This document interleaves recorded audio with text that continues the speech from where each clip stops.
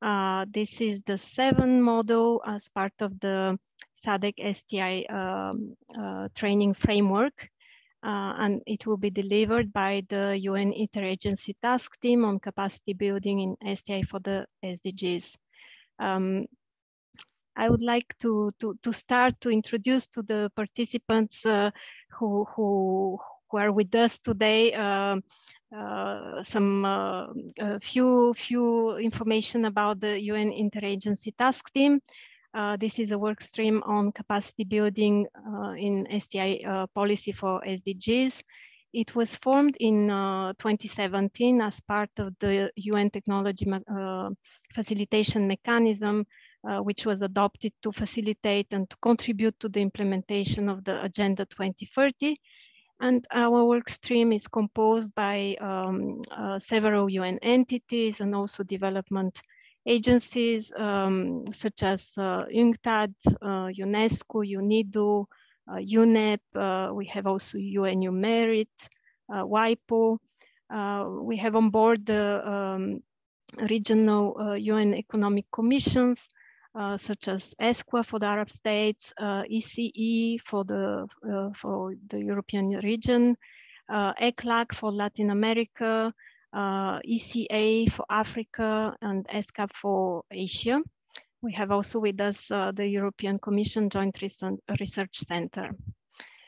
Together we have designed training courses in STI for SDGs. And today we are very pleased to be delivering one of the sessions that we have designed together with colleagues from the various UN agencies on STI policy instruments. And I invite you to visit also our materials and also information about previous trainings on the SDGs webpage. So as it was mentioned, this is the second session as part of our series of STI policy and policy instruments for the SDGs. Yesterday, we had a session on the current approaches to STI policy making in the context of the SDGs. And today, we will be discussing with you the policy instruments and more particularly the design of policy instruments. We will continue the sessions also tomorrow and throughout the whole week with sessions on innovation and entrepreneurship, implementation of STI policy instruments, and also monitoring and evaluation. So you're very welcome to all of these sessions, which will take place every day at the same time at 3 p.m. Central African time. A very quick overview of the session today. It will start with a little bit of interaction through the use of Mentimeter questions with you. And then we will have a presentation that will introduce us to the concept of policy instruments and also the design of policy mix. It will be followed again by some interactive exercise from Mentimeter, open discussion, and later we will have presentations of case studies from examples from the European Union, but also and also from the Latin American and the Caribbean region. It will be followed by open discussion, and we will wrap up with some key takeaway messages. We have today with us the presenters. We have 3 presenters. We have Clovis Freire from UNCTAD, Monica Matusiak from the European Commission Joint Research Center, and Nicolo Gligo from the UN Economic Commission for Latin American and the Caribbean.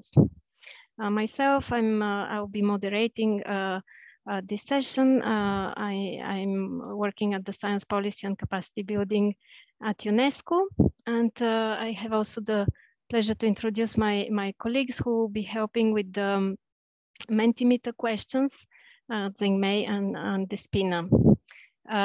We have also colleagues from UNESCO Harare Regional Office, and we have also the interpreters, the French interpreter and Portuguese interpreter with us today. just very briefly, few reminders about the Zoom.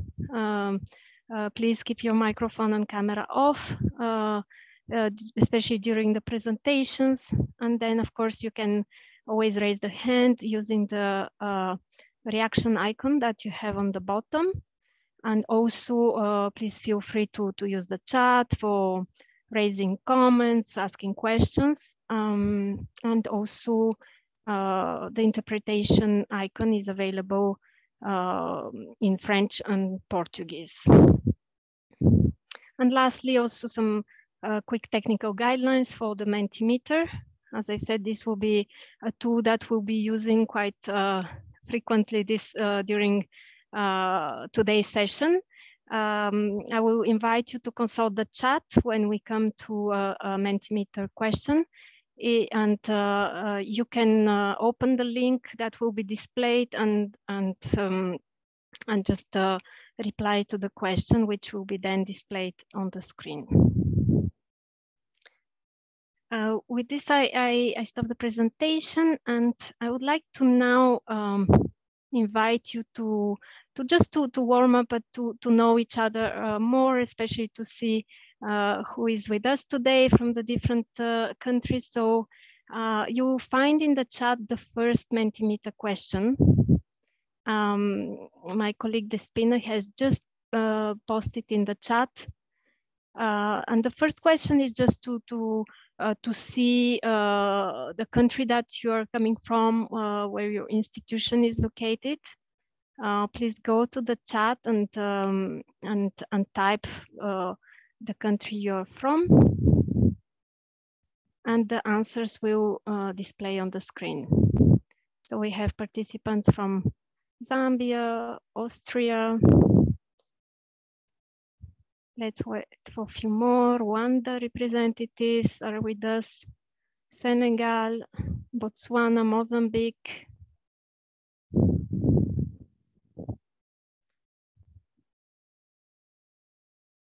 South Africa. We have Zambia, Angola, Mauritius. So this is really just to also for you to get used to the Mentimeter. So thank you very much. And we can also now display the second question. You will find in the chat the link to the second question. And the second question is more to see also about your knowledge related to STI policy instruments. So we have prepared for you for answers possible. First time that I am introduced to the concept. B, I'm familiar with the concept. I have designed policy instruments. And D, I am an expert in STI policy instruments. Again, this is really to just have a little bit of background and also for you to get used to the Mentimeter tool.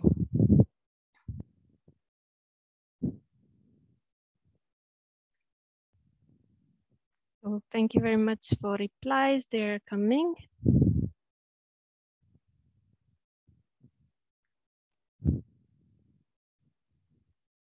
I invite participants to use the link. I see some participants using the chat to provide responses. Thank you very much for this, but if possible, you can connect to Mentimeter using the link that was displayed. Yeah, maybe just to assist Cornelia. Yes. Colleagues, Tafranika from Zimbabwe and Buaka, I'm not sure which country you're from, but just click on the link provided in the chat and then you can select your answer there. So just click on the link and then select the appropriate answer there. Yeah, thank you. Bye. Thank you very much, Annalyn.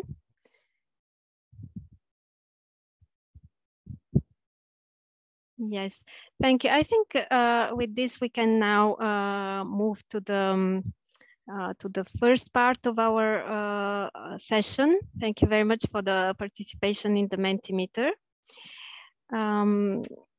I think yes, we can stop the Mentimeter display. So we will start with the first part of this session, which will be an introduction of the concepts of STI policy instruments with focus in particular to design. And I would like to introduce to you Clovis Freire, who will do this first presentation. Those who have attended yesterday's session has followed also Clovis' presentation yesterday. But for new participants, I will introduce Clovis. Clovis is an economist and computer engineer specialized in technological change and innovation. He holds a PhD in economics from UN-IATT, and at UNCTAD, he leads the drafting of the Technology and Innovation Report 2020, and also he is responsible for providing technical assistance to the government of Ethiopia in the preparation of a new national STI policy and also the national STI for SDGs roadmap. So with this, Clovis, please, the floor is yours. Oh, thank you, Cornelia. Let me share my presentation first. I just want to say that I'm also now working with colleagues from UNDP Angola on a study of innovation and entrepreneurship in Angola. So it's more closer to within the region, the SADC region. So let me share the presentation. Can you see it? Yes, Clovis, now it's well displayed. Thanks. So again, hello again, everyone. The objectives of this presentation is to provide an overview of the concepts of policy instruments. So it's a very, it's the overall overview of this, this concept. So let me start with the definitions. What are the policy instruments? So to answer this question, let's step back a bit to the discussion of the first webinar yesterday on STI policies. STI policies set the direction of scientific production, technological learning, and innovation. For example, science, technology, innovation that leads to more jobs, green growth, reduced poverty, and so on.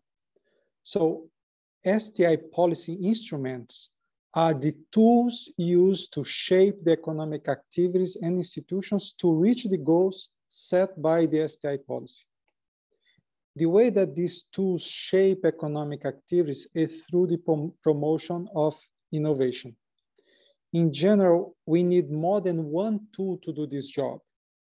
We need a policy mix, a policy portfolio. And this policy mix should deal with both sides of the creative destruction related to innovation. For example, if the goal of the science, technology, innovation policy is for green growth, then we need policy instruments to promote renewable energy sectors, but also instruments to phase out carbon-based energy sectors. So now let's take a look on what are the types of these tools. What are the types of STI policy instruments for sustainable development? We can think about many ways in which we can classify them. One is considering a sectoral or horizontal approach. A sectoral instrument targets particular sectors, for example, garment, textile, software, or green innovation, while the horizontal instrument is cross-cutting. For example, a human resource development fund for scientific capacity, but in general, or a program for SME innovation, but also again, in general, not focused on any particular sector. So sectoral STI policy instruments could deliver bigger returns for investment if you can have these instruments sectoral, make them sectoral. For example, suppose we need to design a STI policy instrument to promote green growth. And we find that 3 sectors in the economy account for most of the carbon emissions in the country. Then if we deploy green technologies in these 3 sectors, it may be more effective than a horizontal policy instrument that has the goal to promote sustainable production in general. Another way to classify policy instruments is considering the actors of the national innovation systems that are key target of the policy instrument. For example, a key actor is the private sector, firms. So when targeting the private sector, we can have tools that stimulate innovation in different points of these, different subgroups of these actors. For example, we can have a tool that stimulates growth on existing innovative firms. So we want to make them even more innovative. Or we can have instruments that enlarge the base of innovative firms, so we have more of them. Or we attract innovative firms from abroad, also to have more innovative firms. Or in policy instruments that promote new firms within existing sectors to increase the potential number of firms that will become more, that could become more innovative. Or we can have policy instruments that promote new sectors in the economy altogether. And that will create more firms and more potential for more innovative firms and so on. Similarly, when we target other actors of the innovation systems, we also could have different mix of policy instruments to target them. Now, we can also classify STI policy instruments by the type of innovation that they promote. If we want to promote economic diversification, for example, we need product innovation. The policy instruments for product innovation, they will change if the objective is to promote an innovation that is new to the country or new to the world or is only new to the firm. For example, if we need a policy instrument to promote new to the world products, new to the world innovation, we could have a policy instrument such as Innovation Hub targeting Industry 4.0 technologies. On the other hand, if we want to promote product innovation that is new to the firm, we could have a policy instrument such as business advisory service that build innovation capacity in firms. It's one instrument for that. If you want to increase productivity, that is a policy instrument that promotes process innovation instead of product innovation. Then this will be related to things such as technology transfer, facilitating the importation of new machinery, or certification of standards of production. So policy instruments for institutional innovation will be very different. They would be things like capacity building programs, networking, and so on. Still another way to think about these policy instruments is by focusing on supply and demand. If you want to promote the supply side of the innovation, these instruments may focus on building technological and innovation capabilities of the different actors of the national innovation system.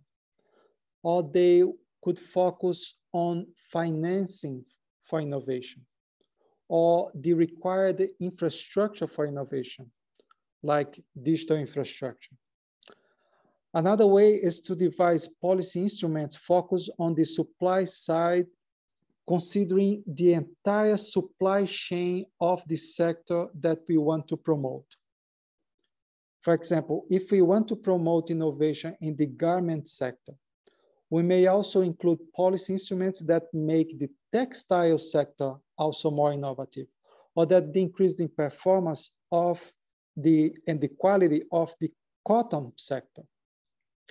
We can also have policy instruments focused on the demand side to increase the demand of new products. That can be done through financing consumption, through tax and tax rebates, but also through awareness programs, for example, to educate people on the need for reducing carbon footprint to address climate change. So that would be a policy instrument that would promote the demand for green products, for example. Still, another way to classify policy instruments is related to the level of intervention. In a supply side, this level of intervention can range from incentives, tax, subsidies, to the provision of the infrastructure, as I mentioned, like the digital infrastructure, or the role of the government as coordinating the action in the national innovation system, or even the participation of the state on the production, such as when the state is a co-creator of a sector that did not exist in the economy before. There are many examples of that, like the aeronautic industry in Brazil in the 1950s, the cut flower industry in Ethiopia in the 2000s, and the kickstart of the solar industry in China. In the demand side, the level of intervention could range from information, such as labels, certifications, to tax incentives, but also to direct procurement. Procurement for the government is a very powerful policy instrument in the demand side. Now, another way to think about policy instruments is by action areas, that for the lack of a better term. These are, for example, regulation or capacity building or information and so on. I have here 4 slides that list several of these policy instruments, and that will be shared with you later on. So I'll just mention a few of them. So, for example, policy instruments for capacity building could include business advisory services, business incubators, market intelligence services. And if we take a look on policy instruments for economic policy, related to the economic policy, that could include R&D funding and innovation funds for companies. In the case of fiscal instruments, that could be, for example, tax incentives. So now that we list several of ways to think about policy instruments, let me show quickly some examples of policy instruments from few countries. So these instruments have different objectives, different beneficiaries, the targets, different areas of action.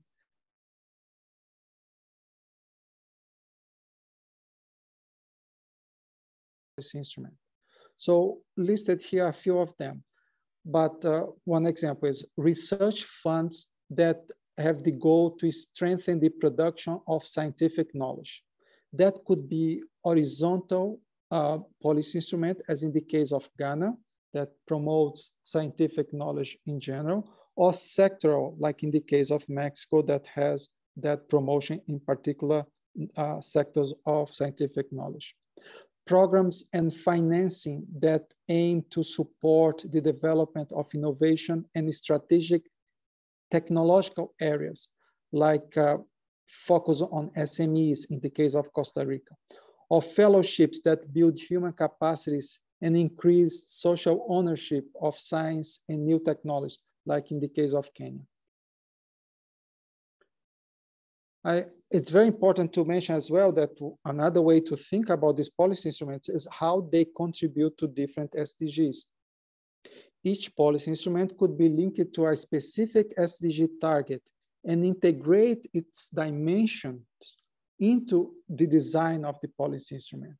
This slide that shows the result of, if you look in the database of GoSpin database from UNESCO, and you see the classification of countries' STI policy instruments according to their link to specific goals and SDGs.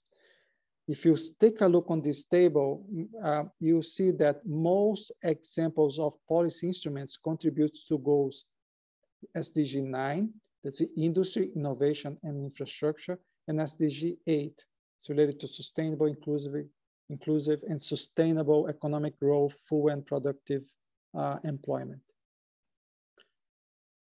Now, let's focus on the steps for the design of policy mix. There are many ways to go about that, and in the after this presentation and the short Q&A. We'll have other 2 presentations that will go over ways to design this policy mix, different methodologies.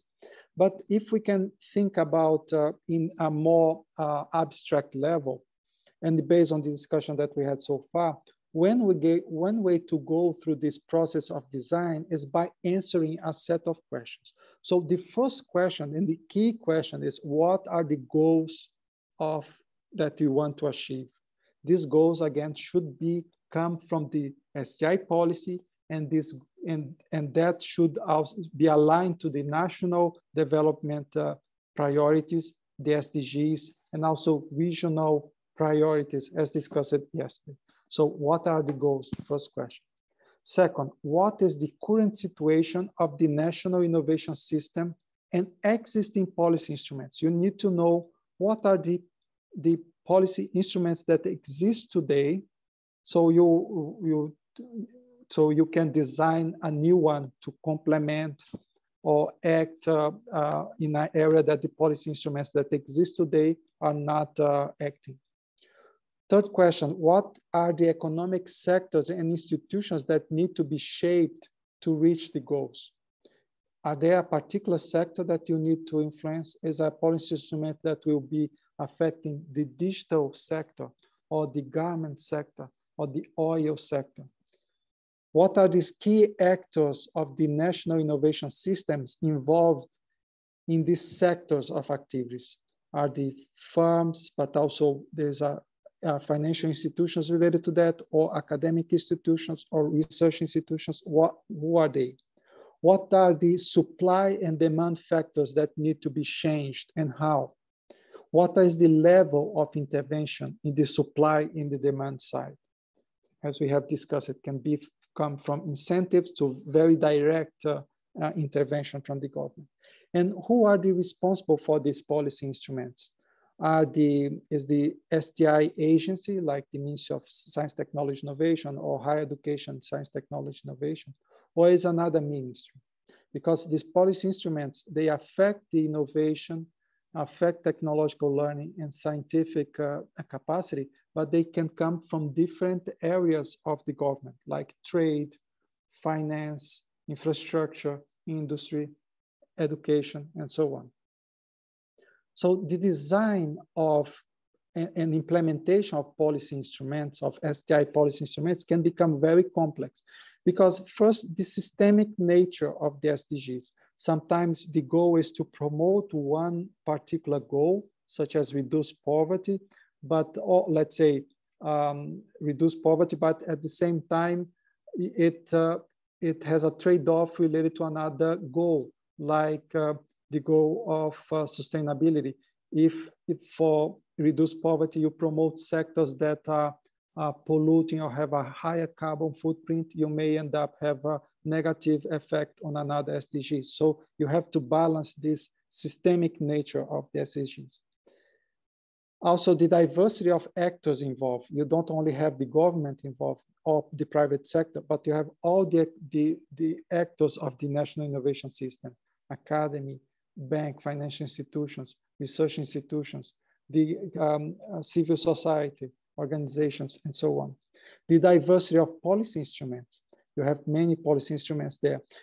And that was the policy mix. But that also includes policy instruments that were designed for other issues and that affect innovation unintentionally, as I mentioned.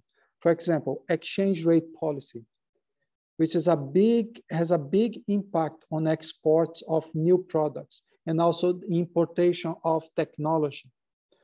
The exchange rate policy is a policy that instrument that affect innovation, technological learning, and scientific capacities, but is not under the purview of many of the Ministry of Science, Technology, Innovation, for example. And you have to consider that when you design the STI policy instrument.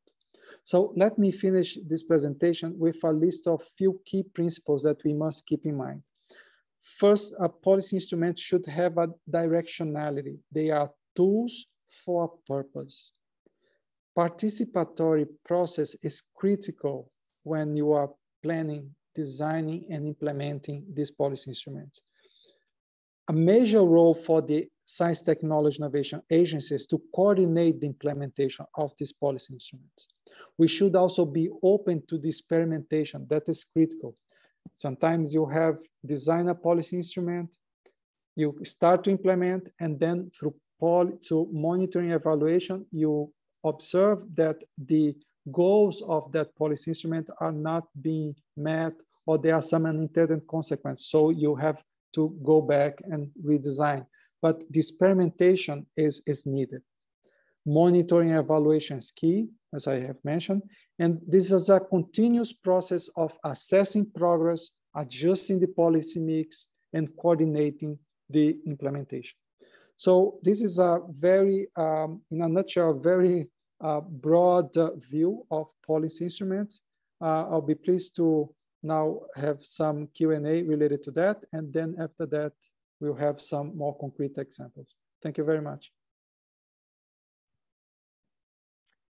Thank you very much, Clovis, for this very interesting presentation. Thank you for introducing us to the concepts of STI policy instruments.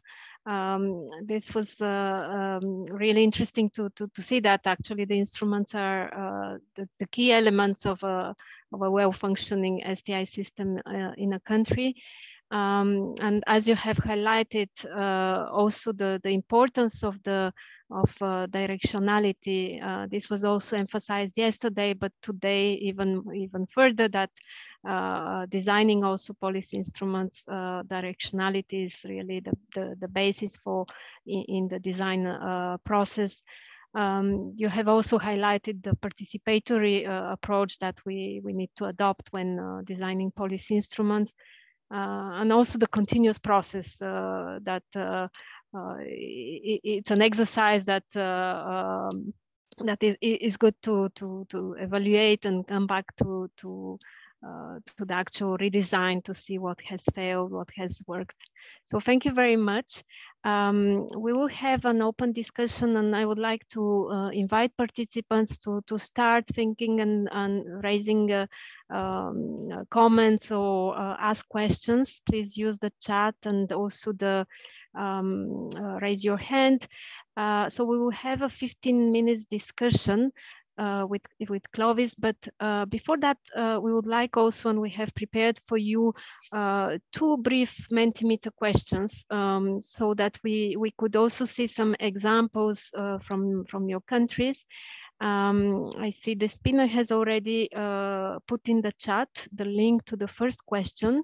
We would like to invite you to respond to this question. What are the 2 key STI policy instruments in your country? As you see it on the screen, please consult connect to the link that is displayed in the chat.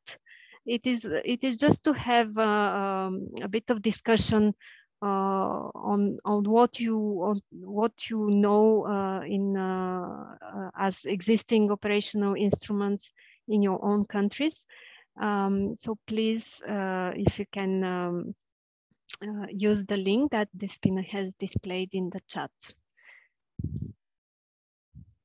We will just wait for a few seconds to have the first replies.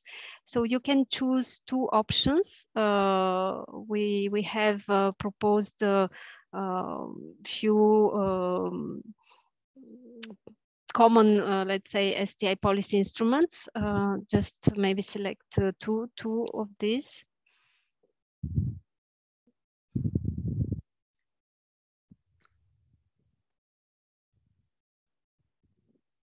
We don't have yet some responses. Please consult the link in the chat.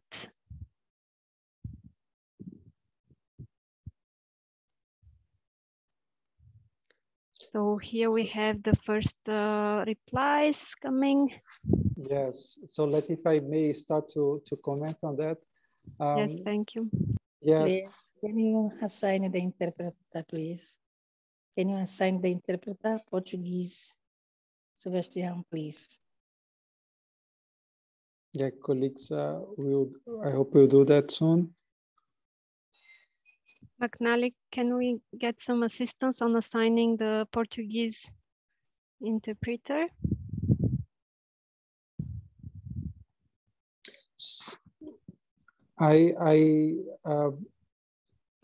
Yeah, let's see, colleagues. I know that there are many more than 7 joining the call. Can you go to the link and answer this question on what are the 2 key STI policy instruments in your country?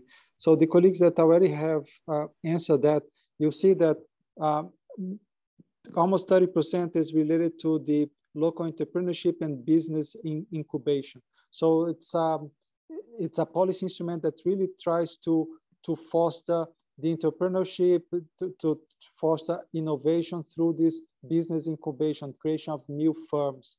So it's a policy instrument that really tries to increase the number of firms of the economy, but also increase the number of firms that are more entrepreneurial. Tomorrow we'll be discussing entrepreneurship, and we'll have many examples of firms that do that, and also examples of policy instruments on that.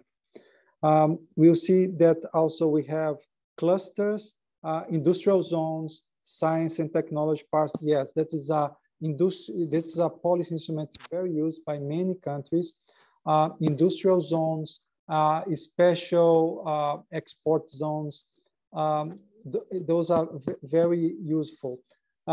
They tend to bring together sectors related to, could be related to firms related to similar sectors to have these clusters. They can sometimes focus export and bring firms from different sectors and have more diversity and diversification and crossover between these firms. In many cases, it's important for these policy instruments how to have the learning from these firms in these zones going for the domestic economy. So it's important to have policy instruments that also have this spillover effect in consideration. R&D funding, this is very common as well, a policy instrument. In many developing countries, that assumes that the lack of innovation, that firms do not conduct R&D because they don't have money to do that, then you have the funding to address this market failure, let's say. But in many countries, let's say the countries that have a innovation system more mature, sometimes it could be related to some missing link on the innovation system that is related to lack of innovation. So this particular policy instrument funding may not act there. And in developing countries, low-income developing countries, sometimes firms don't know how to innovate. Even if you give them the R&D funding, then you will not know how to innovate. So the policy instrument to increase the innovation of the firm may not be the R&D funding proper, but more public, private R&D institution and so on. So, but it's a very common policy instrument there. What is missing here? Things related to trade tariffs, things related to competition law and awareness raising. Some of the things that you have not mentioned, colleagues have not mentioned so far, but those are very important also policy instruments, particularly related to trade, exchange rate, trade policy, trade tariffs. These are very important for economic diversification, innovation, and the increase of innovation capacity in the country. I think we can move to the second question, Nelly. Yes, thank you. Thank you very much for these comments, Clovis. Dear participants, you have the second question now that was posted in the chat. And the question is, what are the other policy instruments in your country that strongly affect the STI system? And we have proposed a few responses that you could choose. You can choose, I think, max two of these options. So please, we invite you to go to the link that is in the chat and answer this second question, and we will then comment the results.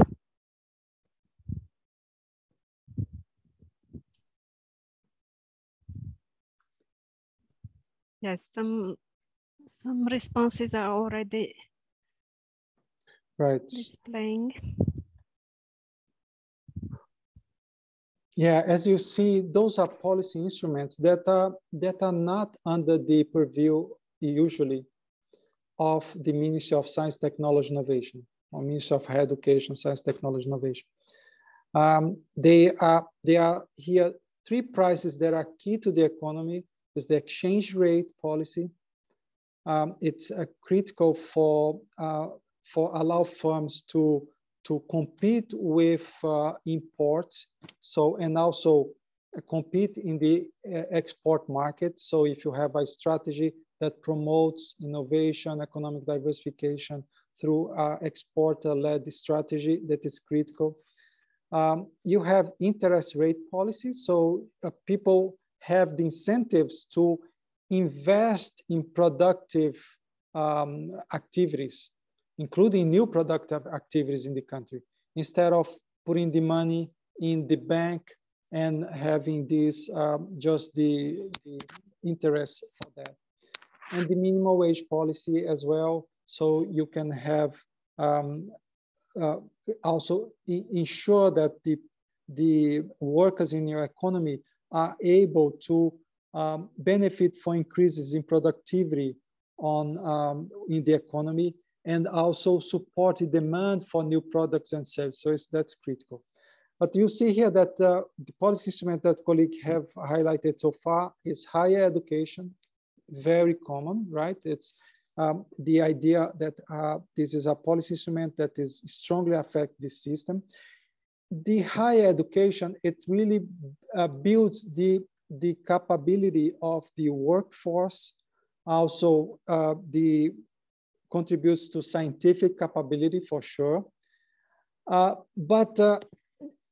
This policy instrument alone, we cannot make miracles. You know, you can have, or I'm saying that in many developing countries, education still needs to improve. That's true.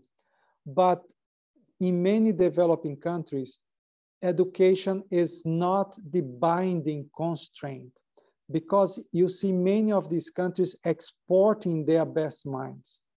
So clearly what the lack is jobs in these countries to have that.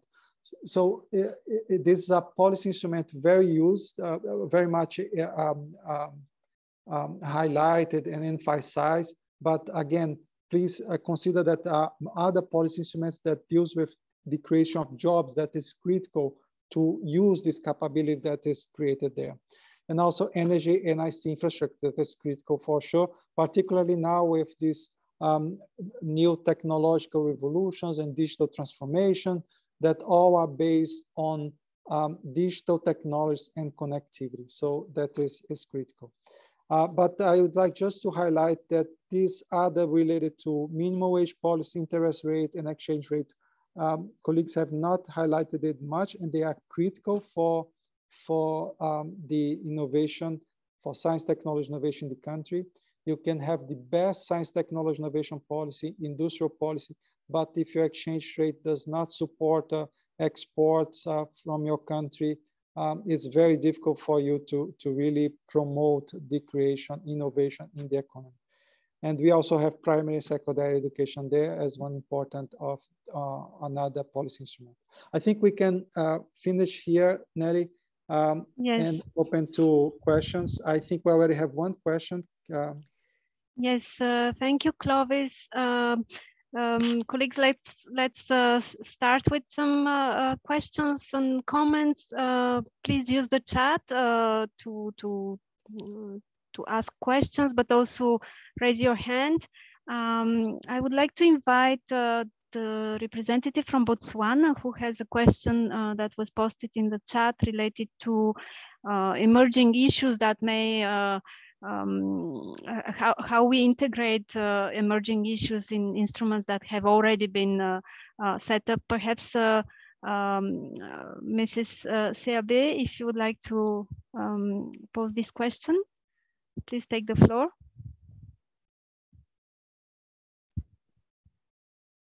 Please unmute yourself.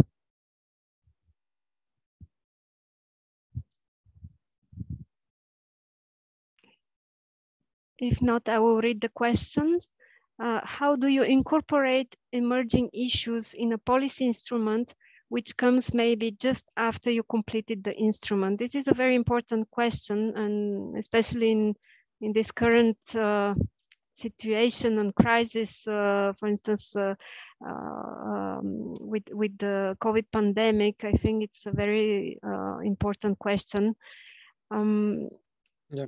So there are ways depending on the policy instrument. For example, if the policy instrument is, let's say, grants for research, it's a policy instrument related to the science part of science, technology, innovation, and you have grants for particular research. And then you have this policy instrument was done in late 2019. You had included particular priority areas for this research in your country. You have included agriculture. You have included some water and sanitation and few others, climate change, but you have not included resilience, for example, and health issues. And then comes the COVID, you want to include that in the policy instrument. In that particular one, you can just very quickly change the priority areas for the next round of grant and add these particular emerging issue, health and resilience on that. But there are other policy instruments that are a little bit more tricky. If you have a policy instrument that is a sectoral policy instrument that is related to, you want to incentivize a particular sector, innovation in a particular sector, you want to have firms in your economy to move to a new sector, economic diversification in the economy. And you had that policy instrument was related to tax rebates or subsidies in particular sectors. And that you are supporting sectors that are exporting, let's say, and sectors that are related to garment, textile, for supporting your industry in your country. And that went through a political process through the finance ministry, economic ministry, and then Ministry of Commerce to have these tax incentives and trade and tariffs related to that. And then you will have the COVID situation, and you want now to use the same policy instrument for promoting let's say, pharmaceuticals or any industry in your country that are related to production of health-related products like PPEs and so on. That you cannot very quickly change in that policy instrument. So perhaps depending on the emerging issue and the nature of the emerging issue, the government should be agile enough, to come up with a set of policy mix for that particular issue. If it's something that is more related to emerging issue, let's say Industry 4.0 as an emerging issue. So then you can also have particular policy instruments related to that. The same thing, some policy instruments you may be able to integrate, others not. I think Fernando would like also to complement on that. Fernando?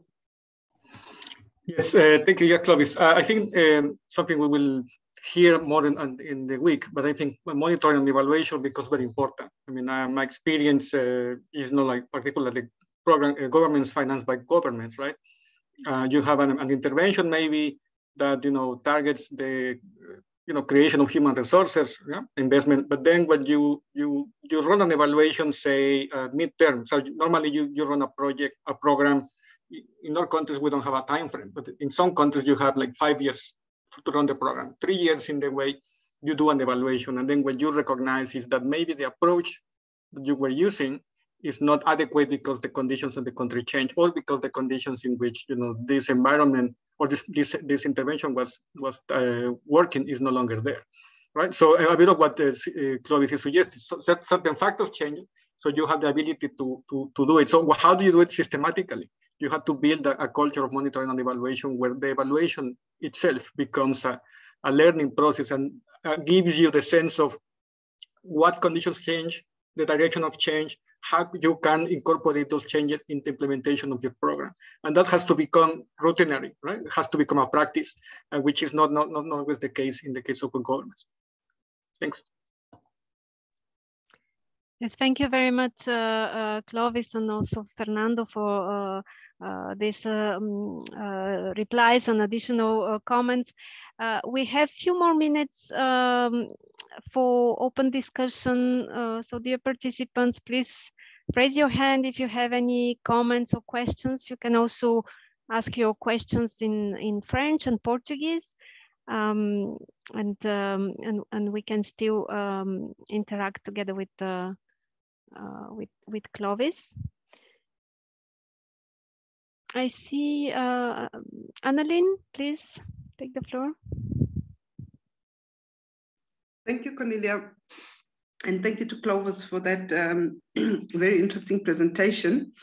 Indeed, I think maybe to Clovis, you might not have a straight answer, but maybe try to see if you can answer in some way. How do you then manage this at a regional level or continental level? If I take the continental level, you've got STISA, which is a continental STI policy framework or strategy, if you want to put it that way. But at the same time now, you've got the Continental Free Trade Area, which is the AFCTA. You've got parallel to that, you've got CESA, which is the Continental Education Strategy for Africa. And then other strategies that are running parallel to that.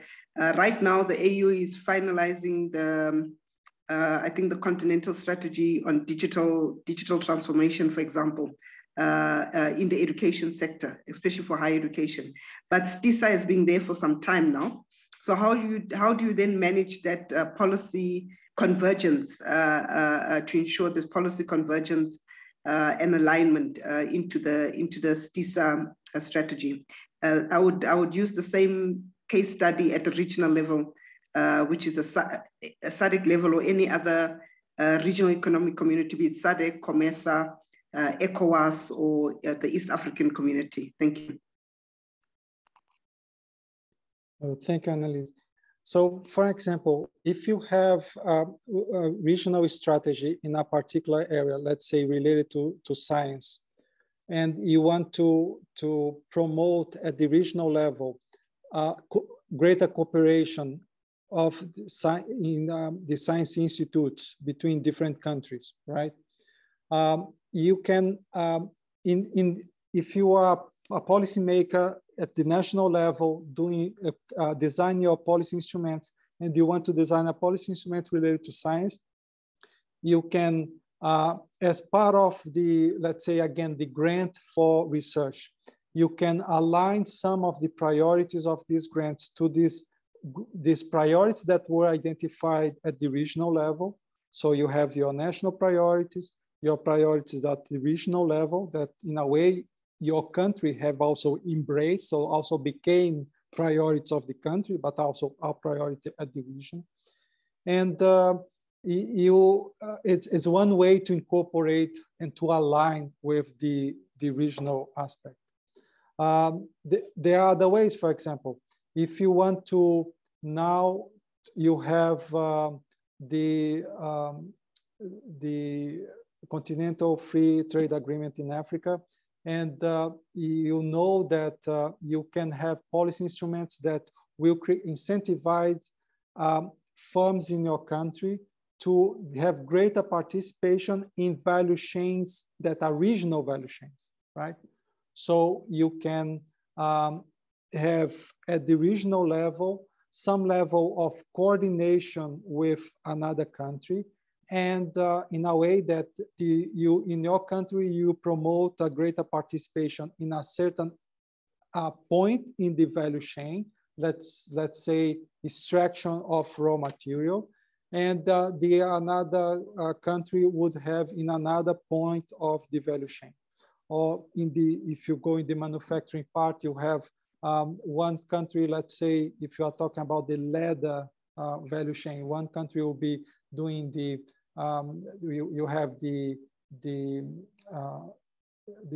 leather cut and the treatment and the already, and the other country can be on the value chain, specializing in the manufacturing of particular products using that leather. So you can have some kind of coordination at the regional level, so that your policy instruments are also aligned at that at the division. So, but in a way, always the regional serving the objectives of you know, it's as I know it is, the regional always serving the objectives of promoting the development of the member countries, and not only the member countries trying to align to the regional because they need to align. No, they will align because it will serve their own interests to have this alignment. Thank you very much, Clovis. It was really interesting, and thank you for these replies. We will have again open discussions, but I think for now we can move to the second part of this session. We will be presenting some examples and case studies from the European Union and also from Latin American and the Caribbean. And I would introduce you to our next speaker, Monica Matsusiak. She's our IATT colleague and from the European Commission Joint Research Center. Monica holds a PhD in economics and is head of the Smart Specialization Global Reach Office at the Joint Research Center. She's the focal point for the UN Interagency task team within the JRC and coordinating the application of smart specialization strategies for achieving the SDGs. Before joining the European Commission, she worked at the World Bank and as Director of Public Policy at the Center for Knowledge Transfer, University of Economics and Business in Poznan in Poland. And her research interests include national and regional innovation, transformative innovation policies, and innovation for sustainability. Today, Monica will present to us policy mix in the European Union, smart specialization strategies. Monica, please, the floor is yours. Thank you very much, Cornelia, and I'm very pleased to be here. I will share my screen now.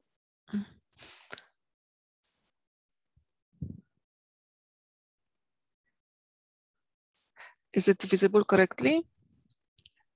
Yeah. It's coming, yes. You can just put it in there, Porama. Yes, we can see it. Perfect. Thank you. Thank you. So yeah, so I will try to share today our experience in what we understand by policy mix in smart specialization strategies in the European Union. But maybe before going in the policy mix as such, I will just spend 1 minute on explaining what is smart specialization, because maybe it is not obvious to everyone. Then I will look a little bit how we understand policy mix. I think it will be a nice example to show what Clovis presented yesterday, because I think the approach is really, really similar. And finally, I think maybe even addressing one of the questions that that was already passed, how we design and continue improving policy mix, including when new unexpected phenomena happen. And here I will mention a little bit about stakeholder dialogue and monitoring and evaluation indeed. So first of all, what smart specialization is in general. This is the concept that was maybe, I'm not sure if it's well visible. this is a concept that was originally developed for European Union to address territorial inequalities, not the same development levels among different countries and regions who are member states of European Union. But with time, it gained a lot of global popularity. You can see here on this map, this dark blue color is European Union where those strategies are being implemented. But you can see the different levels of interest or actual application and national policy of those strategies. And in the recent 2-3 years, we have had also some interest from Africa. We are hoping that next year we will be working more systematically in some interested partners and countries. So far, we've been quite active in Tunisia, which is EU southern neighborhood area, but also we had a pilot exercise in Rwanda and some interest coming from South Africa that maybe will be developed later. So if I try to think why this was the, or we achieved this global success in a way, what are the features of smart specialization that make it attractive also for non-EU countries and different territories? It is first of all that this is a very interdisciplinary concept. It is a type of science, technology, and innovation policy, but it takes another starting point really, because it looks at specific territories, and that makes it very interdisciplinary and adaptive. And you can see here our recent work that combines those public intervention areas in science, technology, and innovation based on the existing economic potential in different countries or regions, on the innovation potential, on the scientific potential, but also on the new challenges, societal and environmental. So we are looking at the intersection of all those areas, how we can really through innovation, deliver answers and address all the different challenges that we are facing. It is also worth noticing that it is really a decentralized concept. So especially in the bigger countries, we understand that they don't all have the same development level. We have big cities, we have rural areas, and very often we have those strategies developed in the EU at subnational level, although there are some also national examples, especially in the smaller countries. And finally, this is a very participative model. And what do we understand by that? It means that it's not designed by government and then consulted with other actors, stakeholders. It is a concept that is co-designed or co-created by the government, but also by researchers, by industry and business, and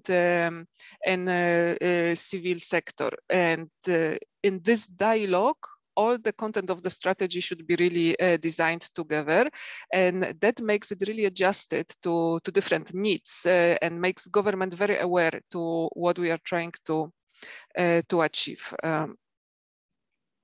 So this is about the definition.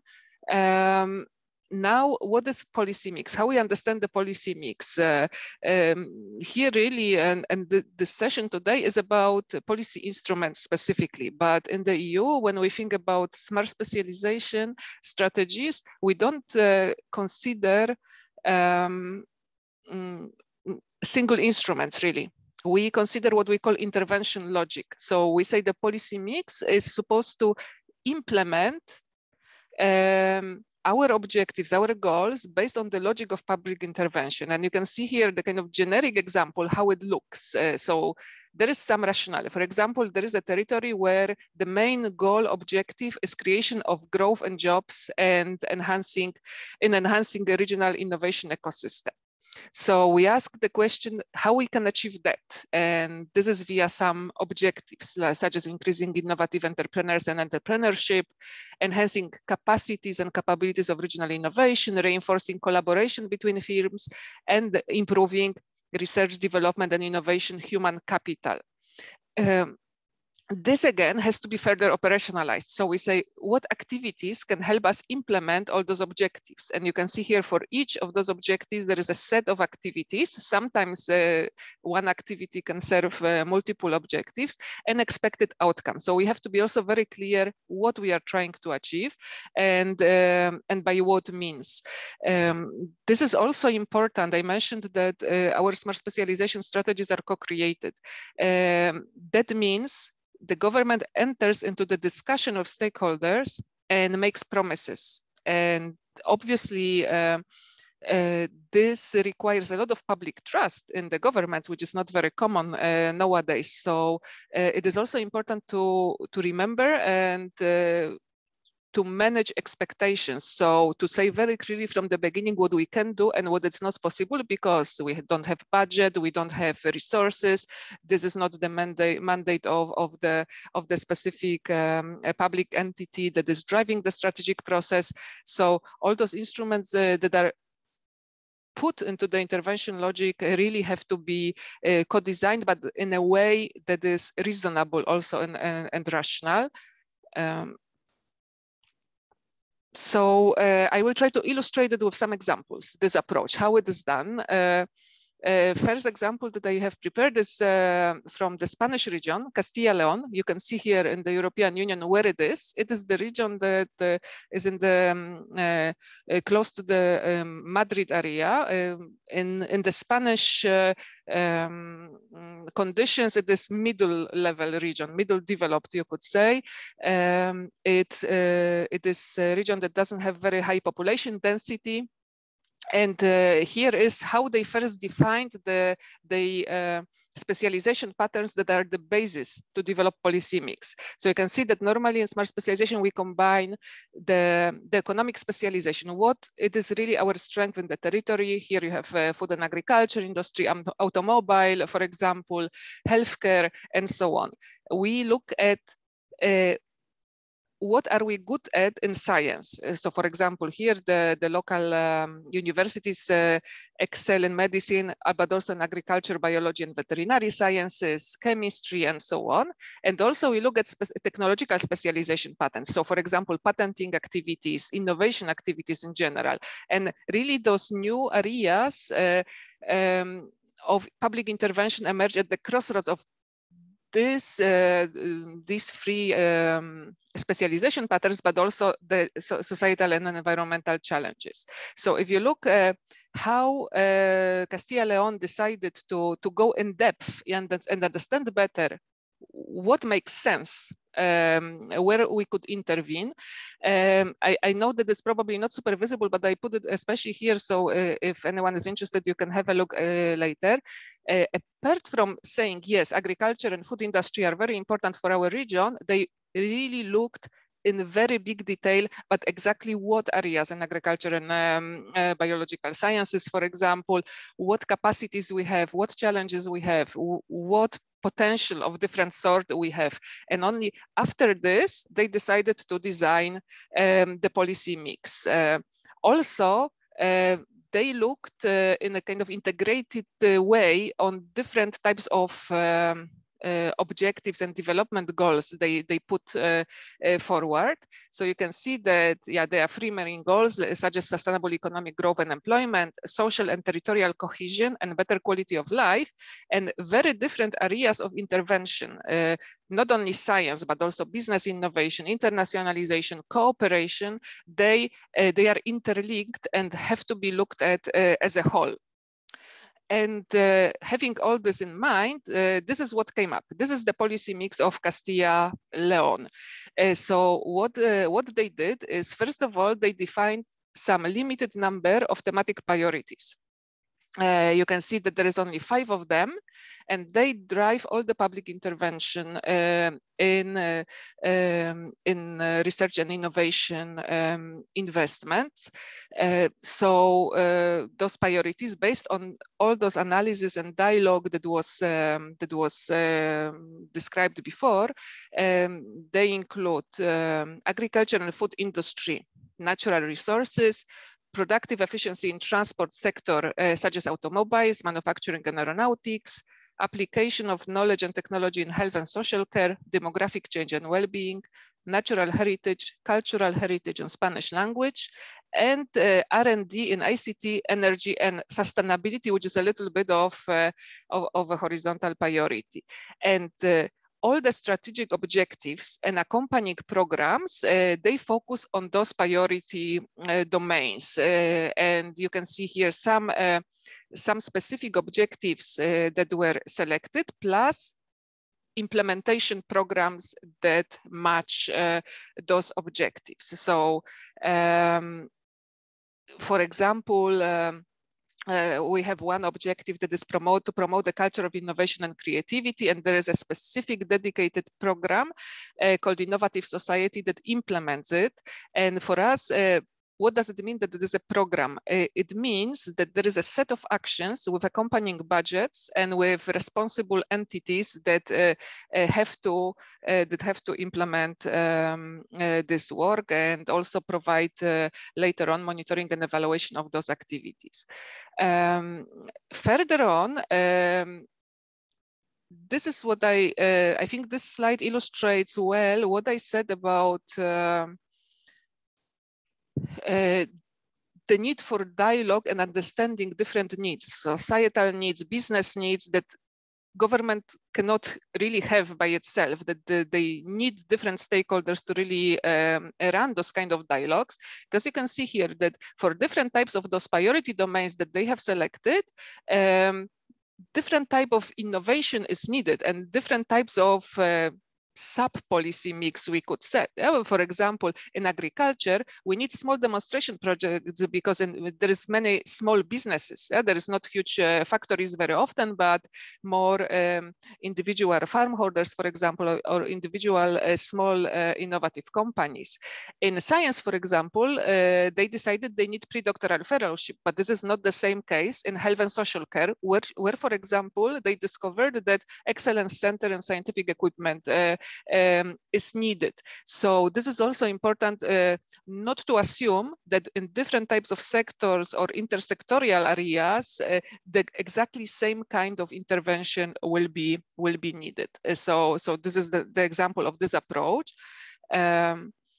Also, obviously, part of the policy mix and associated with all this exercise has to be a budget. There has to be some money for implementation. And obviously, this is often a big weakness of many strategies, that we put a lot of effort into developing strategies, but not necessarily to associate means and resources to implement it. So here you have an overview of the type of resources that were invested in the period 2014-2020, which is for us a programming period of 7 years. And now we are in the new one, 2021-2027.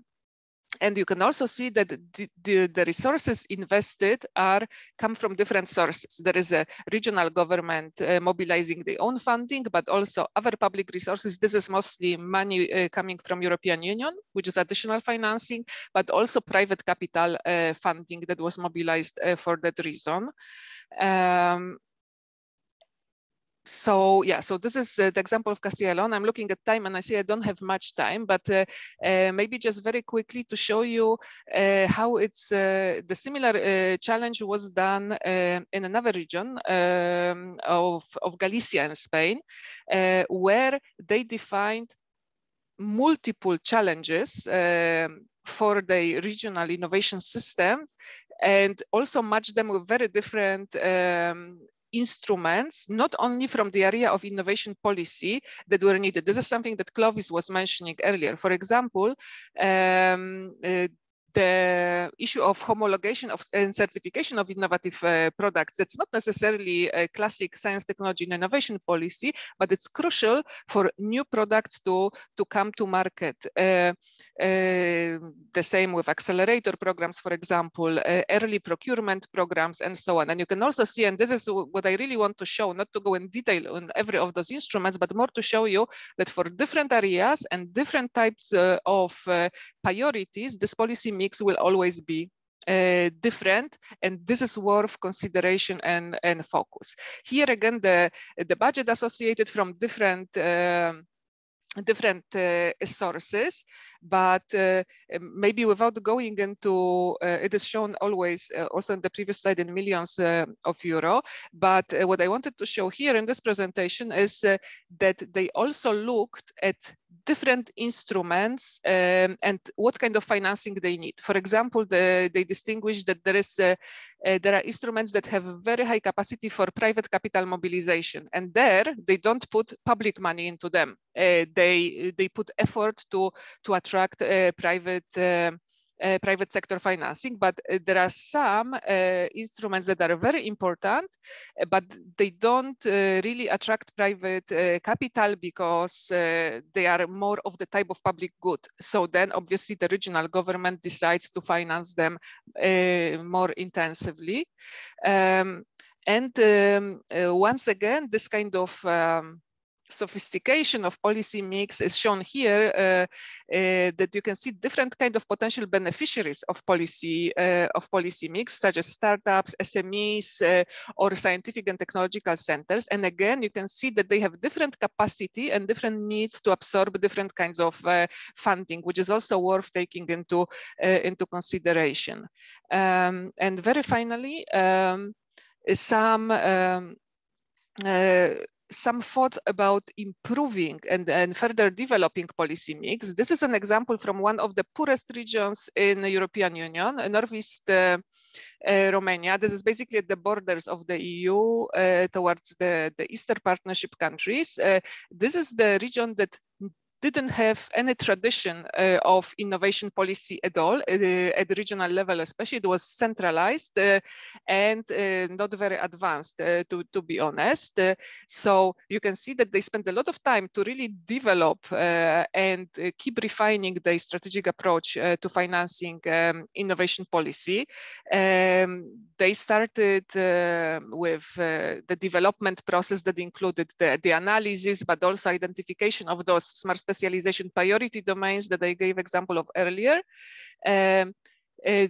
Development of the actual strategic document, but also continuous revision. Before it was adopted, it was actually checked with stakeholders and revised a few times. And finally, validation of this strategy.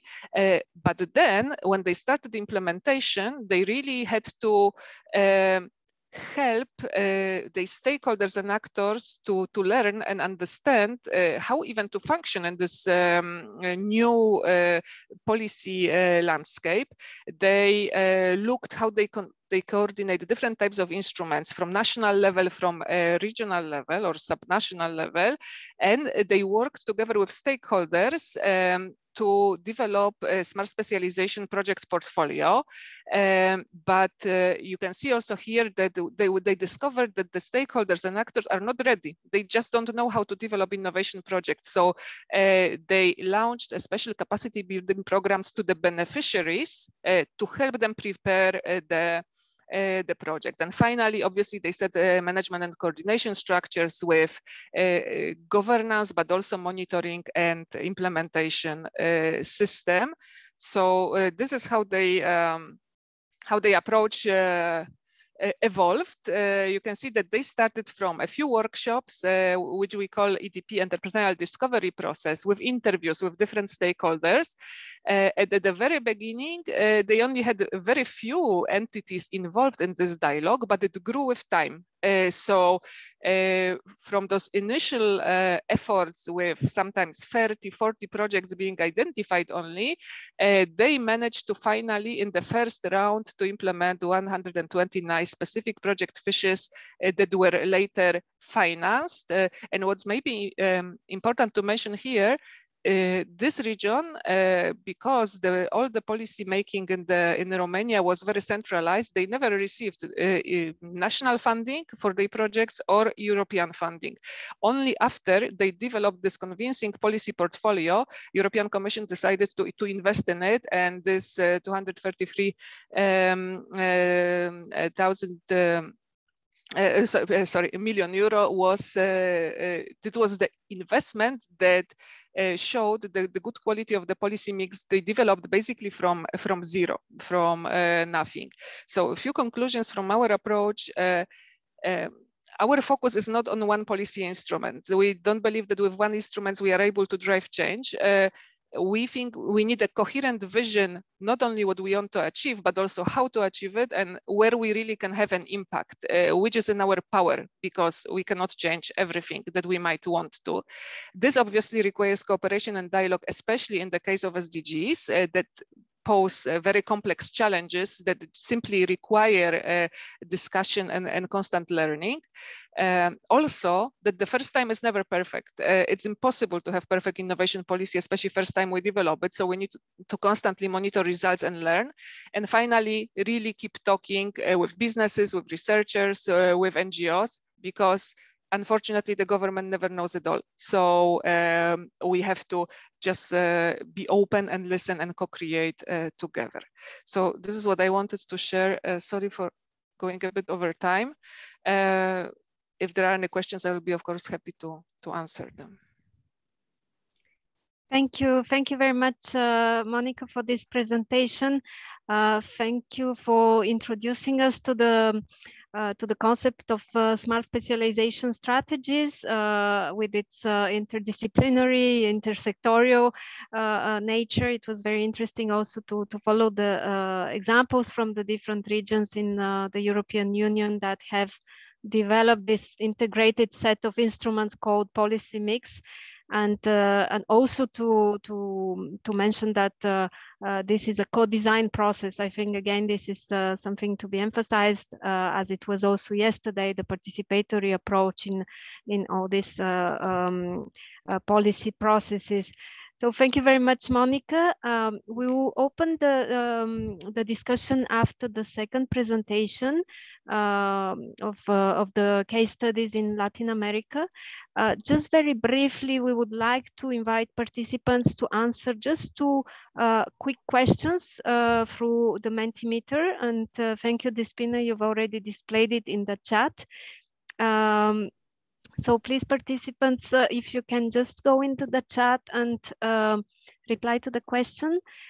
Monica, if you can just stop sharing your presentation. Yes, I'm trying to, but somehow I have really trouble. Doesn't want to cooperate with me.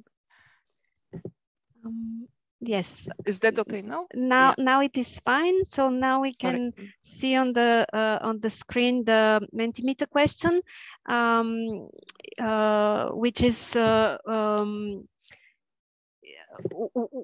in my country, we use a policy mix for the design of STI policies. We invite you to reply by yes or no, just to have an idea of the situation in the various countries. So thank you for providing us with the answers.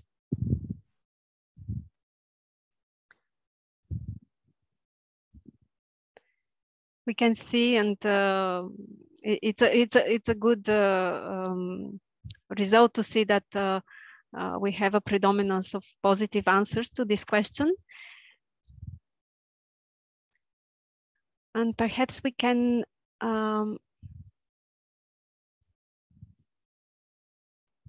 some participants are still replying, and already maybe we can put the second question in the chat, Despina. So now we have the second question. Policy mix should be designed by, and here we would like to have your view. If you can select which agency and what process should be used for the development of the policy mix. You can select maximum 3 options to this question.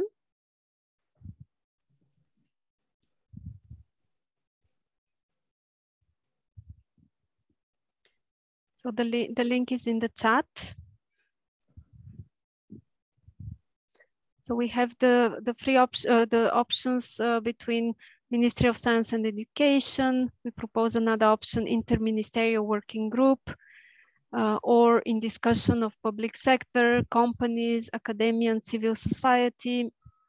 Another option proposed is designed by decree. And the last option proposed is taking into account multi-level governance, for instance, mix of national and regional instruments.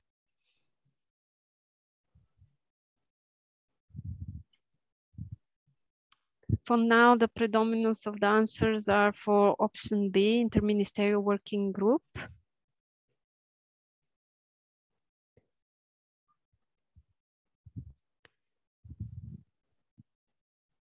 Monica, feel free also to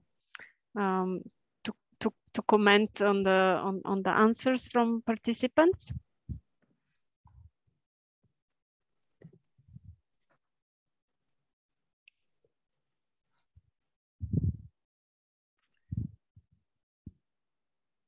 Thank you. I'm observing the answers. Yeah, I see there is 20 already in. So I must say I'm very pleased to see that we have quite a lot of answers, well over 60% in general, that see this need for the wider discussion that science, technology, innovation policy mix not necessarily has to be only prepared by a Ministry of Science and Education, but has to at least have some interministerial dialogue, discussion of what we call quadruple helix of public sector, companies, academia, and civic society, and also looking at the multi-level governance. If the country is decentralized and there is national and subnational government, for us, I must say, it is crucial. The traditional view of science, technology, innovation policy was always to focus on Ministry of Science and Education. And we felt it was the mandate of this ministry to develop such policies. But I think we discovered with time that it doesn't work like that, that the territorial realities don't work in silos, and this synergies between different groups of stakeholders, internal in the government and external, are indeed crucial. So I can only agree with this conclusion and also encourage to really try those processes. They are not easy, but I think they are very satisfactory in terms of results. Yes, thank you. Thank you very much, dear participants and Monica, for these comments on the result. We will move now to the next presentation of case studies, and here I have the pleasure to introduce you to our colleague Nicolo Gligo. Nicolo is a professional with more than 20 years of experience in the design and implementation of productive and business development policies, including investment attraction, export promotion, and innovation. And in 2015, he joined the Economic Commission for Latin America and the Caribbean, ECLAC, as Economic Affairs Officer of the Innovation and New Technologies Unit. Nicolo is a civil engineer and with a civil engineering master from the University of Chile. He also holds a master degree in technology management from the Massachusetts Institute of Technology. Nicolo, the floor is yours. Thank you. Thank you, Cornelia. Can you see the presentation? Yes, thank you. Perfect. Well, good afternoon to everyone. What I'm going to do in the next 15 minutes is to make a focus on one specific instrument, the so-called innovation calls. And in order to do that, I'm going to illustrate it with a research, small research that we did last year. Sorry, I cannot move there. Great. So last year, at the beginning of the year, because of the pandemic, we have one question in mind. The question was, what were at this moment the ministry or agencies in charge of science, technology, innovation policy were doing in order to help fight the COVID-19? We review 19 Latin American countries, and we searched using public information what they were doing in order to fight the pandemic. And we did this over 1 week. between the 8th of 15th of April 2020. And what we discovered was that most of the countries were at least 13 of these countries were implementing some kind of innovation call, in order to finance projects presented by institutions, researchers, or companies. Yeah, the researchers, institutions, or companies prepare a project, submit their projects. The projects are evaluated and financially supported with a subsidy using some kind of mechanism that was in place in this institution for this. And also this is part of a project competition. So, what this agency were mostly doing, this was not the only thing that the agency were doing, but the most common instrument that they were using in order to help fight the pandemic was these innovation calls. These innovation calls are what we can see that were two types of innovation calls were implemented. You can call some of them general in their approach with a general scope, or a specific calls. And here you have two examples in order to illustrate this concept. In Colombia, there was a call called Mi Cienciatón, and it was a call for projects that contribute to the solution of current health problems related to COVID-19 in Colombia. They wanted to accelerate proposals presented by scientists, researchers, and innovators. And they defined 5 thematic lines, or 5 thematic areas: public health, diagnostic systems, prevention and treatment strategies, equipment and devices, and monitoring systems. You can see that this is a very broad call, and they finance in these 5 thematic lines or areas. They wanted to finance 5 projects in each of the lines. On the contrary, Chile, at the same time, at the same moment, prepared a very specific call, yeah, because there was a lack of some elements to protect the personnel that were fighting in the hospital against COVID-19. As you remember, there was a break in the value chains, and there was some restrictions in the provision of the kind of elements. We are talking about facial mask, shields, protective suit, and another initiative. So they wanted to solve a specific problem, so they made this call. So this is some example to illustrate what I'm going to call general scope, or general general call, and more a specific call. So we find that most of the countries, 10 of the 13 countries that were implemented these calls were implemented as a general scope approach, and also 5 of the countries implemented these specific calls. There are two of the countries that were implemented both general and specific calls at the moment that we did this review. Yeah, the general scope calls consider both R&D projects, but also technology development projects. Yeah, but the more specific calls were more closer to the technological development, and they wanted some solutions for specific problems. For example, in Chile, the Economic Development Agency, in this call, they also provide some information. This call was focused on protective elements to fight the COVID-19. They also provide some information about patents of these of these elements that were available. In this sense, this is a signal that they were not looking for a long-term research in order to find a solution to a problem, but to find a very quick solution to a problem, and that is more focused on the production side than on the research side. Of course, budget is important.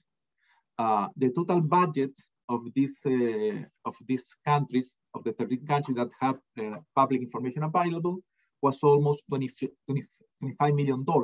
Yeah, if you make an estimate of the countries that don't present this information, you can add up to $30 million for this cost. Yeah, but Brazil and Colombia, two countries, both account for almost 2/3 of this budget. Brazil, the biggest country in Latin America, $10 million, and Colombia, almost $7 million. But the largest resources were allocated to goal of general scope of this $25 million. $21.5 million were allocated to this general scope. And the specific one received only 3.2 million.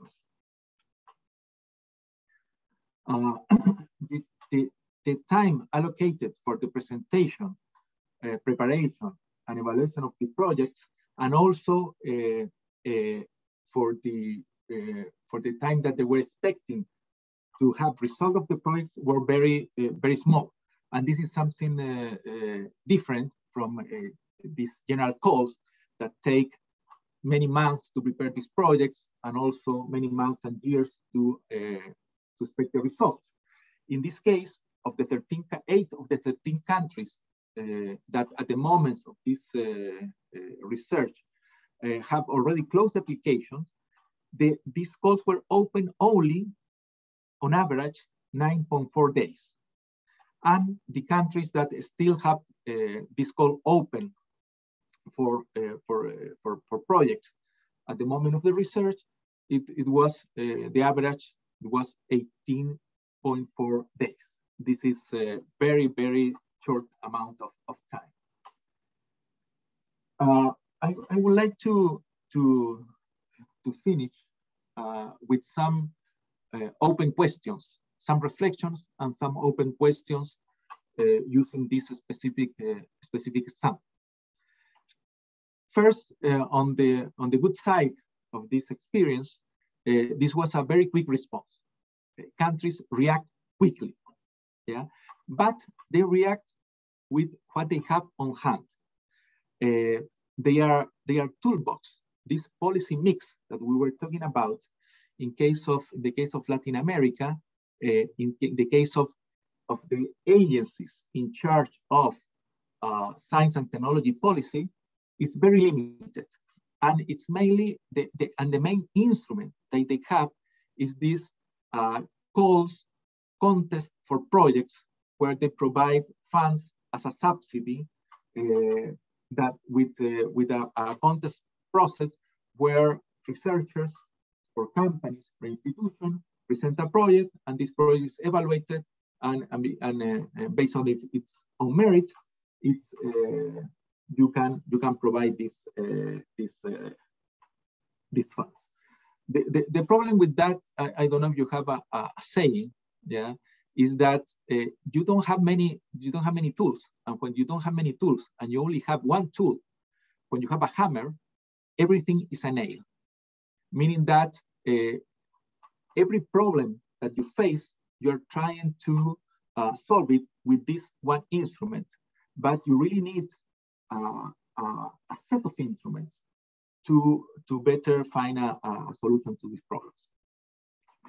The other good thing is that there was a decrease in the fears to directionality.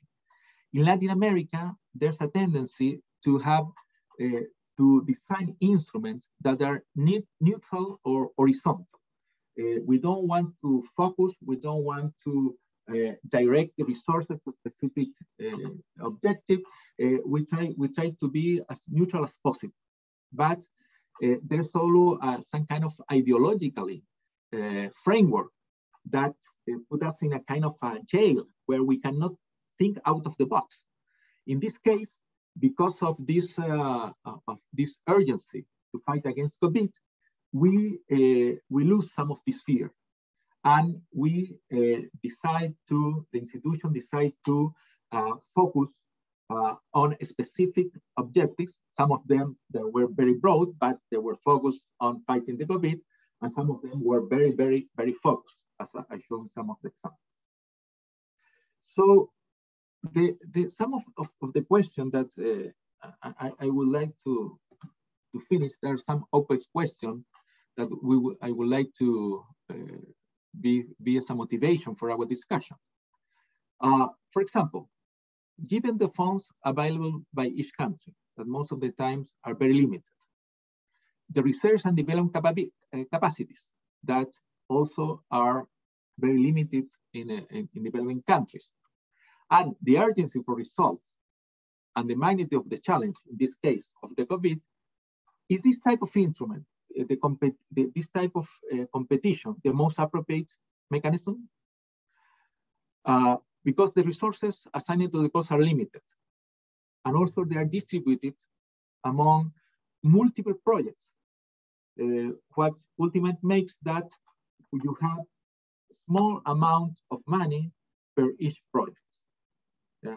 As I said, for example, in case of Colombia, one of the countries that has one of the biggest budget, of the $6 million, these were distributed in 5 lines, and each of the line 5 projects. So at the end, you have very limited resources per project. And in the specific calls, the budget was still smaller, so you don't have too much money for each of these projects.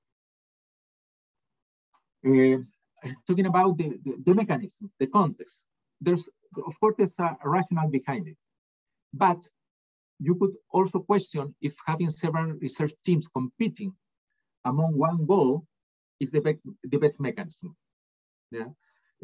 For example, in Chile, they launched also a specific call to produce mechanical ventilators.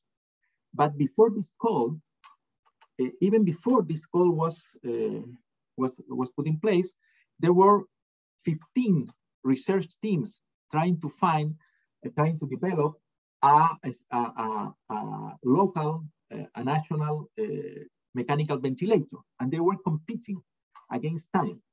Wouldn't it be better that you put all this effort together and try to encourage, strongly encourage as a national effort and direct all this effort towards one goal and adding all this team and all these resources? Well, these are open questions that I don't think that there's one specific answer, but I think that they are very useful in order to motivate a discussion among us. And I also would like to know your inputs and your experiences among these issues. Thank you, Cornelia. Thank you very much, Nicolo, for these very interesting examples from Latin American countries. Very inspiring, very concrete, very practical, I think, for all the participants that are today with us.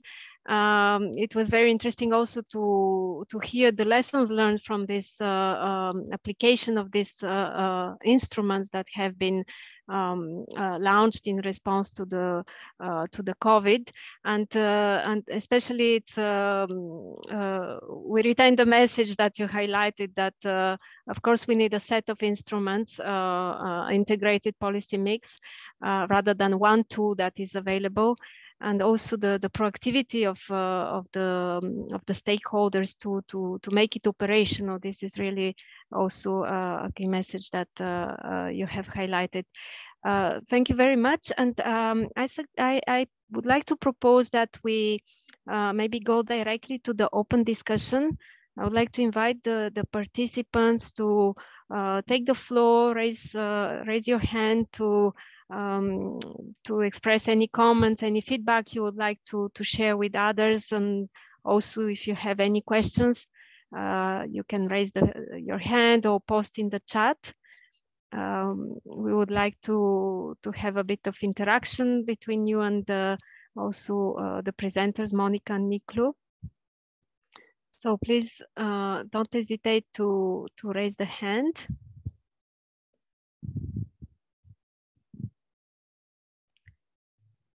I'm checking the chat. Yeah, there was a question in the chat, Cornelia, from Namibia, from Tlantla. Indeed, thank you. Yeah, if you can read that, it's in the chat, yeah. Yes, thank you. Unless the representative of Namibia would like to take the floor. Yes, good afternoon. Good afternoon. Yes, the reason I'm asking this is because very frequently we all acknowledge the emphasis that is being put on measurement of STI interventions.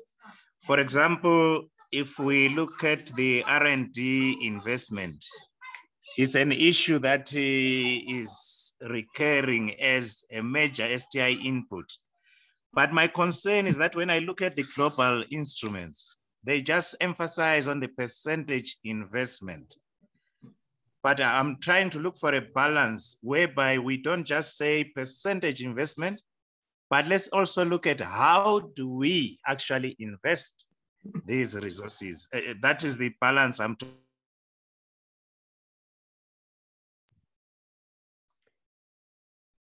Thank you very much. We are losing you. The connection is not very good. So maybe I can repeat the question that you have written in the chat. In terms of the results monitoring framework, how do we ensure a balanced blending? And the quality need to review some of these instruments. Yes, sorry for that. Yes, thank you. So how do we ensure a balanced blending of quantitative and qualitative STI performance indicators? Nicola or Monica, would you like to comment on this question?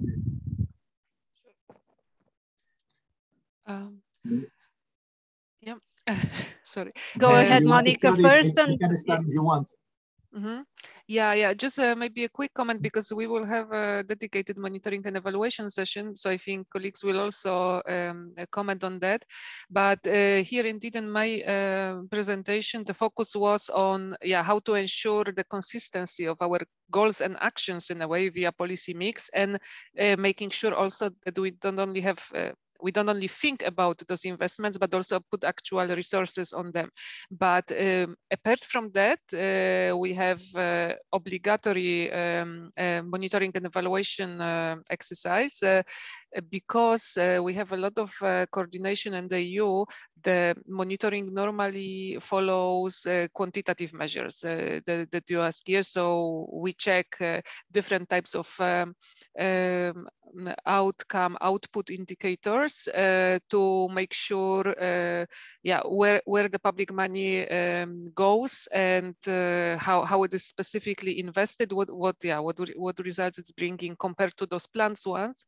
But later during evaluation exercises, there is room more for qualitative assessment. So in a way, this is the balance we follow on a big scale, because obviously in every country, in every region, they have a right to design their own monitoring and evaluation systems. And the lower the level, normally we have more time and resources to run bigger qualitative assessments, but we consider it crucial to indeed have this mix, to understand also the reasons for the upcoming change.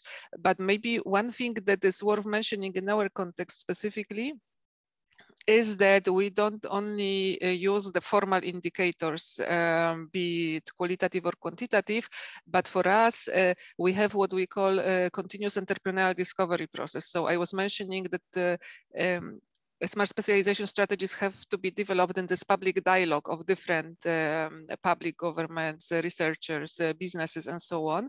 But we also say this dialogue has to be continuous during implementation. So for example, the results of monitoring and evaluation exercise have to be presented to stakeholders and discussed with them, and new ideas and the revised strategies have to emerge. We say, although the strategies are normally prepared for 7 years, they should be updated minimum once in this 7 years. And this is based on this dialogue. So you get a lot of qualitative inputs and ideas coming back from this dialogue, that stakeholders, for example, say, this call doesn't work for us because there is too much bureaucracy, for example, or you require too big turnover, and most of SMEs don't have such turnover to be able to even apply for the kind of grants or vouchers you are providing, or the topic is wrong, or whatever kind of feedback on implementation we can gain, it is gained during this continuous dialogue. So this is just quickly a reaction for that. But as I said, I think we will have a lot more on that topic on the later session. Thank you. Thank you, Monica. Nicolo, please. Yes. Well, first, as Monica just said, we are going to have a specific session on monitoring and evaluation, so I don't want to add too much information, but I would like to make some comments about your question. First, okay, it's always, it's sometimes easier to define the indicators, but it's more difficult to get information to have the indicator. But also the indicator has to be related with the objectives that you want to address. And most of the time, it's very common that we use some indicators, as you said, input indicators, as for example, percentage of GDP that is dedicated to research and development, okay? But if you use that as an indicator, at the same time means that at some point your goals, your policy goals are defined as, we want to increase that amount. And my invitation is to think in a different way. Not to think in that your goal is to increase the amount or increase the amount of research dedicated to research and development, but better to think about how you solve a strategic problem. Yeah, and when you define that as your objective, your indicators are different. Okay, and I think that this is a different framework where you have to think about more about strategically, more about national problems and how science and technology could help to address these problems. That this is what I think that Monica was presenting in her presentation. And of course, to design this kind of indicators is not easy, but we have to move from these very basic indicators of how much do we have a country in terms of percentage of research and development as part of GDP, and to move to a more complex kind of indicators that address these national objectives. Thank you, Bob, for these comments. And I would like to invite Annelien. I see your hand. Yes, thank you, Cornelia, and thanks to Nicolo and Monica for the two very interesting presentations. Maybe starting with Nicolo, if we can have access to the report, the survey that was conducted, it will be useful to share that short report with us on the survey that was done with those countries in Latin America. To Monica, for the JRC, we are very much interested to partner with the JRC at the regional level to pilot the smart specialization model in some of the countries in the SADC region. So we will be in touch with you.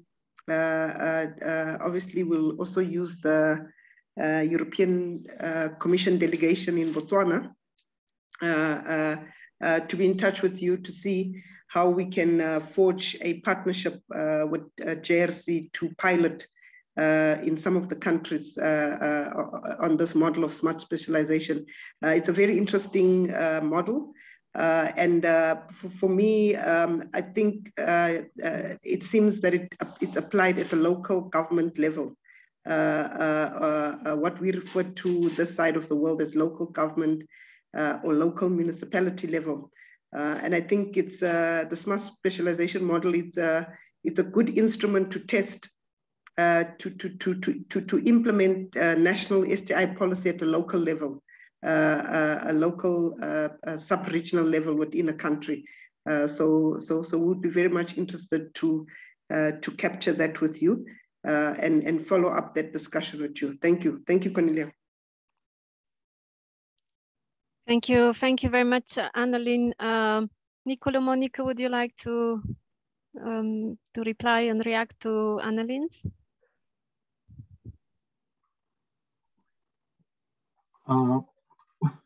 Yes, in terms of the report, it's yes, we can send it, but it's in Spanish. But the summary is this presentation, and I think we are going to share it. Thank you. Monica, from your side? Yeah, just a quick reaction. Thank you very much, Annelien, for the interest. Yeah, we're obviously very happy to share experience. Indeed, you are right in assuming that we look a lot at different territorial levels, including local level, including subnational governments, and this is the experience that we think European Commission brings to IATT work, to the whole work stream here on capacity building and to the one on STI for SDGs roadmap, that we focus on the decentralized models that are yeah, possibly attractive to different countries. So yeah, so please let us know, and yeah, together with colleagues also here, we will do our best to share our experience with you. Maybe Cornelia, sorry, Cornelia, as a follow-up to Monica, and thanks, Nicola. You can share it. We'll ask UNESCO to translate the Spanish to English for us. We'll try to get some translation. But just a follow-up to Monica. What is the duration of such a of piloting the smart specialization module? How long does it take in terms of timelines? That really depends on the partners. Our approach is always that ownership has to be in a specific country or region that works to use it, and the process really depends on the political administrative situation. Looking at the mix of what happened in the European Union and what happened outside when we applied smart specialization, I would say minimum is 1 year to really go through the whole strategy development process towards implementation, and maximum is 3 years normally. If, for example, there was a lot of political changes, there was a crisis in the country and we couldn't continue. So it's not that we work non-stop during that time, but this is the time needed for the institutions to really pick it up. So I cannot, it's not a speedy thing, and I have to be very honest about that, because it is a lot of institutional development and capacity building on the way. Thank you, Monica. Thank you, Nicolo, for this very good presentations. I think we are now close to the end of this second session, and just before wrapping up, I would like just to invite again participants for the very final 2 more questions that we would like to present and ask your feedback through the Mentimeter. To also have your feedback on the key messages that you find the most applicable in your country. Please use the link that was displayed in the chat and select 2 of the following key messages that you find the more applicable. Please take some additional minutes to just respond to this question. You can select two options. We have policy instruments should have directionality. This was one of the aspects that was really strongly emphasized during the presentations. The participatory processes, including all key stakeholders. STI policy design needs interministerial cooperation and mix of instruments. Option for policy mix as an integrated set of policy instruments that implement objectives and goals of a strategy. And it needs to be a part of the public intervention logic and deliver expected outcomes. And two more options. Policy instruments can take many forms, and these are always trade-offs that must be taken into account when designing them. And the last, institutions in charge of STI policy should consider assuming a more proactive role in STI policy design and implementation, and not just act as project funders. Thank you very much for these answers. Few more seconds for these questions, and we'll invite you to respond to the very last one, which we will not display, but which is very important for us, the Interagency task team. It will give us some feedback from you concerning this session. So just a few more seconds on this question, and we move to the next.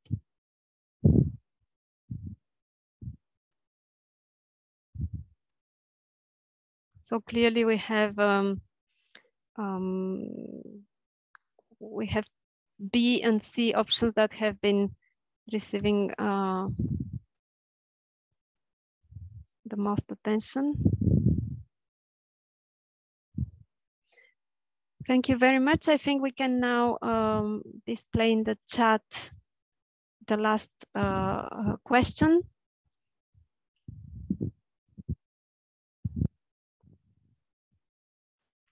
Thank you very much. We will not display it. It's just for our own information and feedback of from you, and what would you recommend to us for the next sessions. Thank you very much. And I would just like to invite all participants maybe to turn on their cameras for the group picture. If you can just switch on your camera, thank you very much. And we can take a family picture from the second session. Tomorrow we will continue with session 3, which will be on innovation and entrepreneurship. Same time, 3 p.m. Central African time. And I see Dimo's hands raised. I see also he has posted in the chat the case study that will be presented tomorrow. So please, if you can dedicate few minutes to read the document that Dimo has shared, and also to reply to the questions in the online survey. Dimo, if you would like to say a few words on this. Yes, I have so far 12 responses out of a possible 60. So thank you for those 12 who responded. If we could have another 12, that would be really super. So far, the questions, the responses have been very diametrically opposed. So this guarantees that we're going to have a good discussion. I very much look forward to it, and thanks to everyone who responds in advance. Thank you very much. See you tomorrow. Thank you. Thank you very much, Dimo. And Annalyn, would you like to say also a few final words before closing this second session? No, thank you, Cornelius. Just to say thank you to our 2 presenters today, or 3 presenters rather, Clovis, Nikolai, and Monica, for the great presentation. I think it's a nice follow-up to the first session yesterday, and we look forward to the 3rd session tomorrow. And we are also very happy to see the same numbers of participation. We had about 60 people yesterday, and the same today. We have about 60 people. So it's really encouraging. We have been still disseminating the information. Even those who are connected, please do share the link with your colleagues and other stakeholders in your circles, in your countries. We want as many participants as possible to benefit from this week's workshop. But also just to say that we'll share the presentations, we have your email addresses because you had to register to attend. So McNally from UNESCO will send an email with the link with all the presentations for each day. So we'll try to send emails after each session with the presentations, so you have the presentations with you. So thank you, Cornelia. And I'm happy that Dimo reminded everybody for the assignment, or rather the exercise. Please do complete the exercise this evening or this afternoon, because we need the exercise. We will be using the results for the session tomorrow. So Dimo has reposted it on the chat, but we'll try to also share it by email today with the presentations of today. We'll share the link again for the exercise. Thank you, Cornelia. Thank you very much, Annalyn, and again, thanks to the colleagues who had presented and today, Monica, Clovis, Nicolo, thank you very much. Thanks as well to the technical staff, to all the colleagues who have supported us in this organization of this session, also to the interpreters. So thank you very much, and see you tomorrow again. Sorry, Cornelia, I just want to welcome one of our very strategic partners, SECE. I see Audi Nepad also joined us today. Welcome, Nepad. Please say some few words. You are muted, SECE. You are muted. Thank you very much, Annalyn. And I need to greet all the distinguished experts, senior experts here, and partners. Is really for us a good opportunity to see that member countries are benefiting from very useful content from various STI players. For us, we are really happy. And as Annalyn said, our presence in this meeting, we are sitting as member of the SADC reference group on STI measurement or indicators. And above our role in the SADC reference group, we are also supporting African Union member states in collecting, analyzing, and publishing indicators based on data on R&D and innovation. So this process, we have been in it since 2007, so almost 14 years. So thank you, Annalyn, for allowing me to say some few words. And the apology for yesterday, because we're having a meeting with players, key stakeholders in Sweden with regard to the implementation of phase 4 of STI up to 2025. Thank you very much.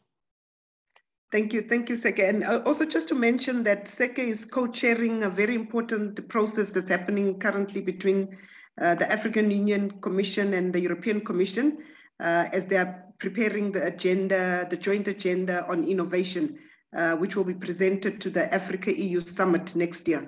So there's also other processes happening of designing the Africa-EU agenda on innovation. So we see this workshop also for this week as an input to that process and how we can make input to that process, some of the key issues that are coming out, so that some of these are included in the agenda that is being concluded or designed currently between the two regions, which is Africa and Europe. Thank you. Thank you, Cornelia.